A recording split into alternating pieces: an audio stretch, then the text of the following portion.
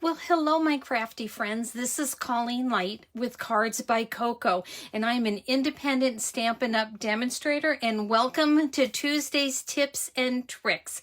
Today, I wanted to show you how easy it is to make card bases.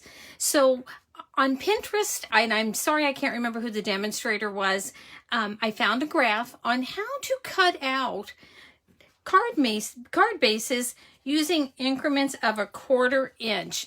So this is really a helpful way to figure out the layout you would like for your card. So our standard card base is 4 1/4 inch by 5 1/2 inch. And if you watched last week's tips, I demonstrated how to get 2 card bases out of one 8 1/2 by 11 inch piece of cardstock.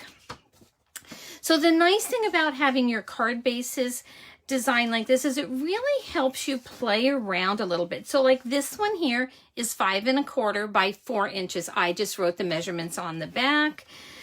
And you can kind of see then by going down 1/4 inch with each one, how many layers you might like. And I know these colors don't match. I just used all the scraps I had.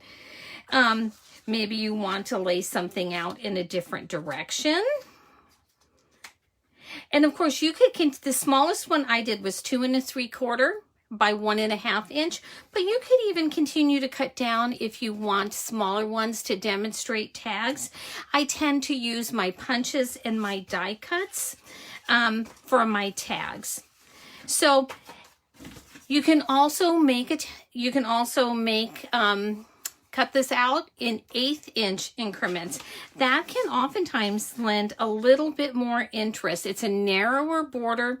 I like to use the 1/8 inch if I have done some embossing with one of our embossing folders and given this some sort of a design. Then I tend to use the 1/8 inch. I like to store these in Stampin' Up's medium clear envelopes. They fit in here perfectly. They're ready to go to help me with my design process. You can find these clear envelopes on page 136. Under your medium envelopes, the clear, you get 50 of them for $6, and these can be ordered in my online store. And that you can find that on my website or cardsbycoco.stampinup.net. Another good use for these envelopes is to put your cards in them. It keeps them from getting kind of dinged up or any smudges or whatnot on them. They just slide in and out. I like to decorate my envelopes at the same time as I make my cards. And then they're just ready to go.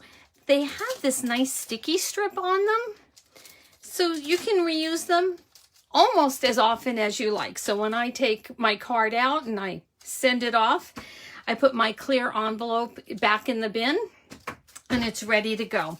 Anyway, this is today's Tuesday tip, how to cut your base layers. So you'll find the dimensions on my website, and I'll see you next Tuesday for another tip.